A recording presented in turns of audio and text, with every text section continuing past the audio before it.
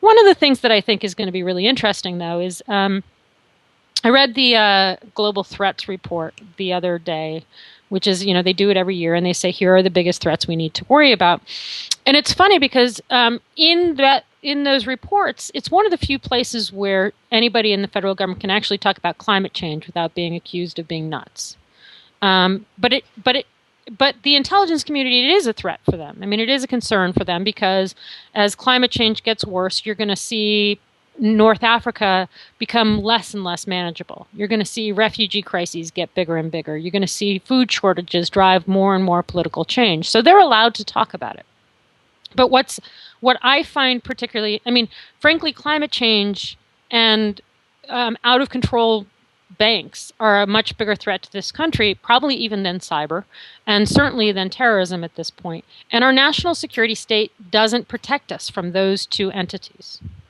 And those two entities, I mean, again, 70 million people lost their homes or what have you. That's being touched in a much more significant way than the Target hack. And it's crime that just goes unpunished, right? I joke all the time, but I'm not joking, that JP Morgan Chase is a transnational crime organization just like Los Zetas. Sorry, did I make you laugh? But Yeah, I don't no, I don't mean it as a joke. no, because I No, don't because expect you. I didn't expect you to say that because you're I don't know. I thought you were a little more straight laced than that. But I agree with you, of course. I'm sorry. I'm no, so no, sorry. no. But if you look at the definition of what a transnational, I mean, the government has targeted the Yakuza, the Japanese mob, Yeah. in the same way that they target Al Qaeda. They use the same tools. They wiretap. They track finances. And under Obama they rolled out this scheme where they're going to go after transnational crime organizations in the same way that they go after terrorists. And to some degree that's the way they piggyback terrorist. Most of the counterterrorism methods were brought over from the drug war. Yeah. And this TCO thing is how they bring these terrorist methods back to the drug war and how they can justify, basically treating Mexico as with the same kind of investigative tactics that we use on Afghanistan, because we say, look, drug cartels. Yeah. So that's the background of me saying that J.P. Morgan Chase is actually a transnational crime organization. The things they have admitted to doing are much more damaging to more people than what Los Zetas are, at least within the United States, and certainly than the Yakuza, right? Even in the Yakuza in Japan. Okay. And that's why I say that. I don't mean to be funny when I say that. No, I know. I mean to point out that according to what the NSA itself says it does, or to what James Clapper says he does, J.P. Morgan Chase should be target number one. And they're not. So they won't even prosecute the guys, Right. So, and I do that largely to highlight, and I also, that's one of the reasons I refer to climate change as Fat Al Gore, because then we can put Fat Al Gore on the terrorism watch list and start, and I do it, not to be funny. I do it to get people's mind around the fact that our national security state actually isn't protecting us from the greatest threats out there. And this is what it would look like for the national security state to attack climate change or to attack bank crime with the same intensity that they attack these threats that they build up to kind of keep us all complacent. Right.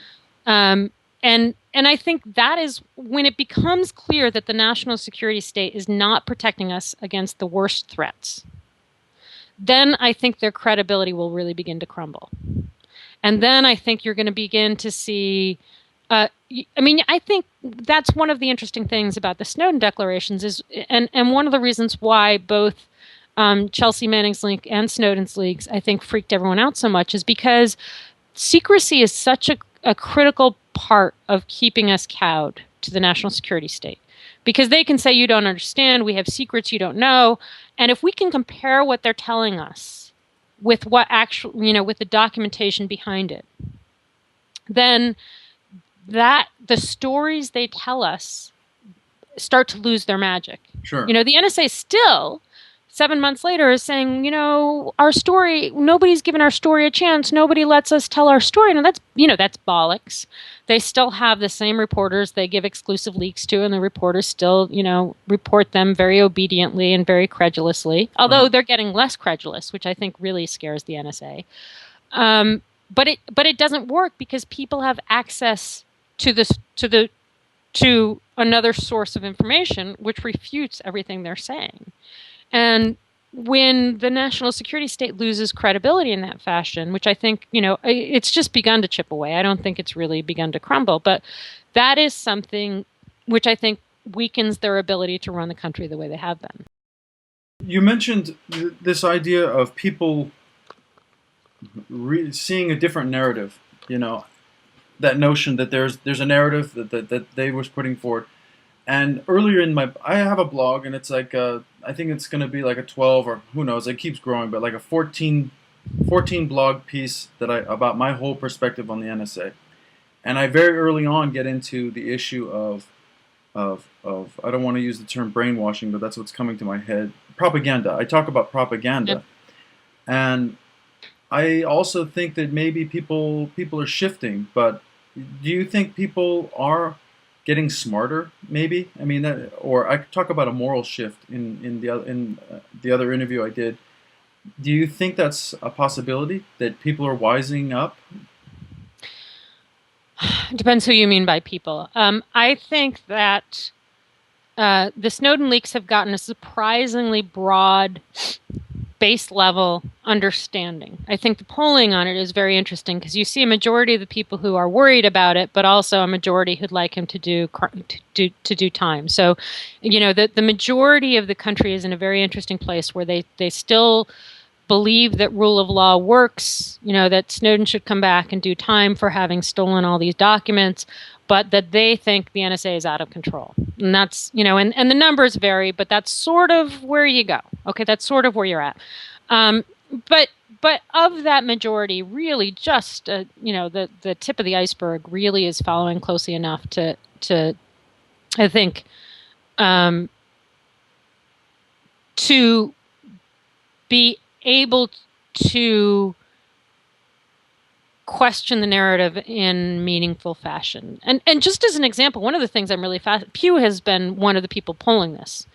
And in the 2 polls that Pew has done, they have gotten the facts wrong both times. I mean, the first one was egregious. They said, they reported their results and they said, my gosh, the bulk of the country believes that the NSA is collecting content of Americans. And it's like, well, they are. They're collecting incidental American content. That's the entire point of 702. People will say that. And that's content. And because Pew didn't understand that, they kind of said all these 70% who think that the NSA does actually collects content are wrong, and Pew is wrong. And I think that that's a testament to the degree with which, maybe the majority of people have a better sense than Pew, but I also think it is easy to say I don't trust Keith Alexander because he comes off bad.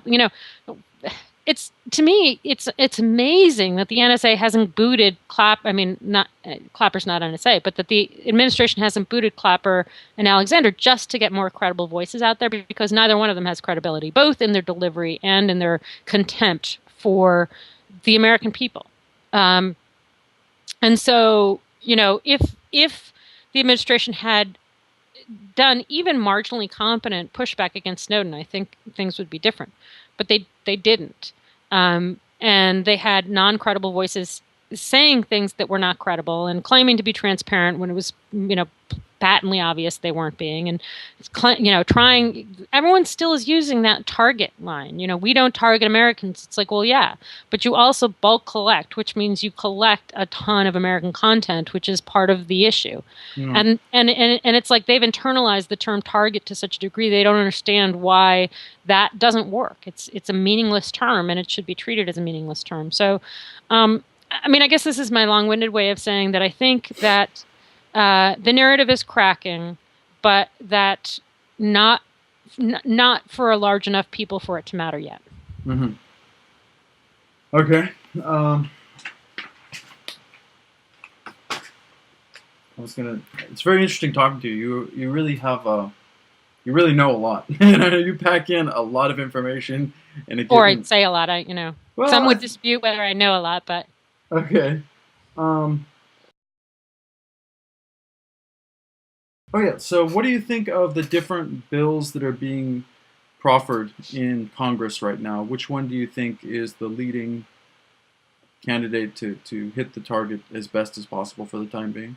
well, I mentioned what I called Leahy Sensenbrenner earlier. Sensenbrenner, who is sort of an Orwellian himself, named it the USA Freedom Act because he's the one who wrote the Patriot Act, so he's trying to undo the Patriot Act with freedom. That bill would do a lot of good things. It would largely cut bulk collection of both the metadata programs. It would cut NSL bulk collection to the extent it exists, which they seem to think it exists, so I take them at their word. It would limit upstream 702 collection, which is, what they do is they go to the telecom circuits and they search on certain terms. And so some of the terms might be Anwar al-Awlaki or al-Awlaki's email or Inspire's secure. Inspire is the AQAP magazine, so it might be Inspire's secure website where they can get the encryption code to break it and get to that magazine. So they search for that kind of content. Mm-hmm. There is abundant reason to believe they also search for things like malware in a cybersecurity function. So in other words, they want to see who is sending attacks into the U.S. Into U.S. networks, and they'll collect that information and identify where it came from and try and figure out who propagated them. And USA Freedom Act, Leahy Sensenbrenner, actually limits this upstream collection to just counterterrorism and counterproliferation, which I think implicitly says you have to stop using it for cybersecurity. Mm-hmm. And the reason I think they did that is because using it for cybersecurity means it's no longer foreign intelligence. It means you're claiming, and that's one of the reasons I harp on cybersecurity all the time, because people who are attacking, cyber attackers, hide where they're from. Whether they're Russians attacking to get target visa data or whether they're kids trying to deface Bank of America, they're going to hide where they're attacking from. And so you can't distinguish between a foreign attack, a Russian attack, and an American attack. And so they are more and more actually engaging in domestic surveillance. But also because Congress has said no to the way the government wants to do cybersecurity on multiple occasions, and I think this is them standing up and saying no. You're using this authority to do something that we haven't yet authorized you for. You have to go and fight through Congress to get the authority to do it that way. Mm-hmm. So that's another thing it would do.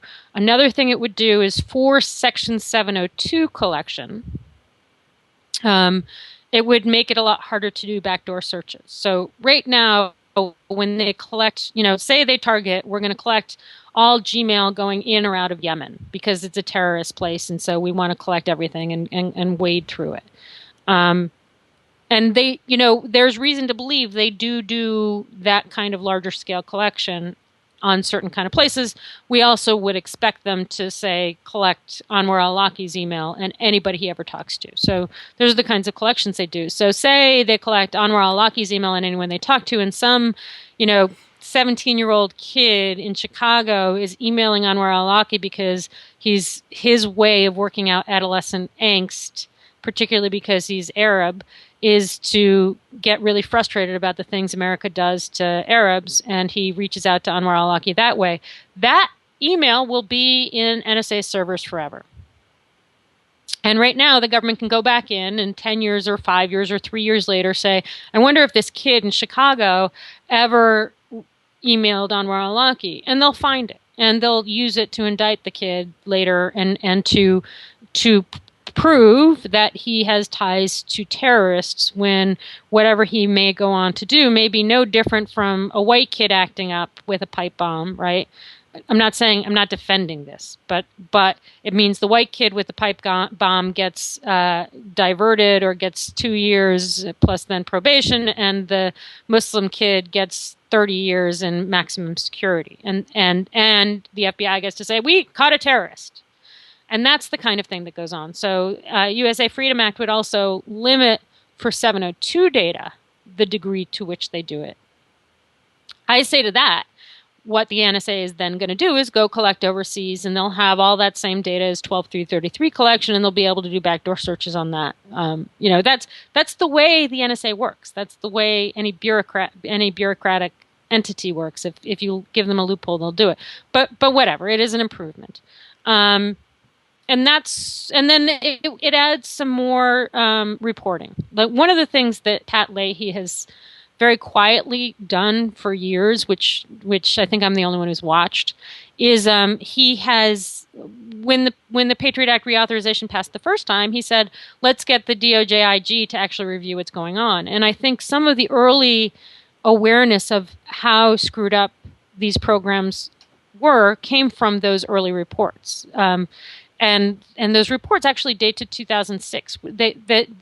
He tried on multiple occasions to get DOJ IG to do a similar report of everything just up till 2009. So we're talking 5 years old data at this point.